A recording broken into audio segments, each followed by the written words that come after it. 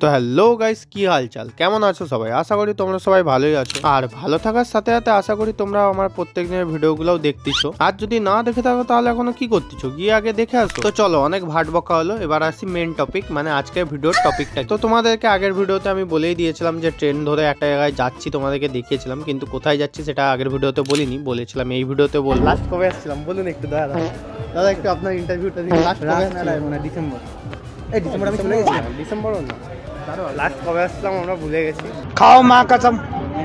তো আমাদের কথা শুনে তো বুঝতেই পারছো কোথাও একটা আসছি বলতে ফুলেশ্বর। আর ফুলেশ্বরে কেন আসছি সেটা দেখতে বলতে পুরো ভিডিওটা দেখতেই হবে তোমাদেরকে। এবার বলা যাক যে ট্রেন থেকে নেমে আমরা যাচ্ছি কোথায়। বেসিক্যালি গাইস, আমরা এখন যাচ্ছি আদিগঙ্গা। যারা যারা উলবেড়িয়া আশেপাশে থাকো বা ফুলেশ্বরের আশেপাশে থাকো তারা তো জানোই যে আদিগঙ্গা জায়গাটা কোথায়। এবার বলি যারা জানো না তারা আসবে কিভাবে। তো বেসিক্যালি আমরা ট্রেন দিয়ে আসছি, তাই ট্রেনের রুটটাই আমি বলবো। তো যারা হাওড়া থেকে আসবে তারা যে কোনো আপেল লোকাল ধরলেই এখানে পৌঁছে যাবে, খালি গ্যালোপিন এখানে দাঁড়ায় না, ওটা মাথায় রাখবে। আর যারা মেদিনীপুরে এই দিয়ে আসবে তারাও ওই সেম আপেল যে কোনো লোকাল ধরলেই পৌঁছে যাবে, খালি মাথায় রাখবে যেন গ্যালোপিন না হয়। কারণটা খুবই সিম্পল, বেশিরভাগ গ্যালোপিন লোকাল ফুলেশ্বরে দাঁড়াতে চায়, তাই মনে করে যেই লোকালে উঠবে সেই লোকালে উঠার আগে রিচেক করে নেবে যে ওটা যেন ফুলেশ্বরে দাঁড়ায়।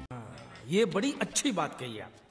না হলে আর কি স্ক্যাম হয়ে যেতে পারে। আজকের ভিডিও এতটাই, কালকে তোমাদের সাথে শেয়ার করবো ফুলেশ্বর স্টেশনে নেমে কিভাবে আদিগঙ্গায় পৌঁছাবে।